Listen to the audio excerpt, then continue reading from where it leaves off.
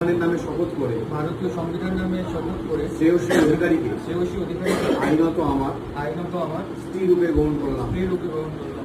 আমি শ্রেয়সী অধিকারী আমি শ্রেয়সী অধিকারী আজ আজ 14/7/2025 তারিখ 14/7/2025 তারিখ সোমবার হইতে সোমবার হইতে সর্বসমক্ষে সর্বসমক্ষে এবং স্বেচ্ছায় এবং স্বেচ্ছায় নিজ ধর্ম নিজ ধর্ম ও ভারতীয় সংবিধানের নামে শপথ করে ভারতীয় সংবিধানের নামে শপথ করে সৌমাল্য কাঞ্জিলালকে সৌমাল্য কাঞ্জিলালকে আইনত আমার আইনত আমার স্বামী রূপে গ্রহণ করলাম।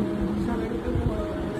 पास है मेरे पास है ऐसे मेरा कोई एहसास है जैसे तू पास है मेरे पास है ऐसे मेरा कोई एहसास है जैसे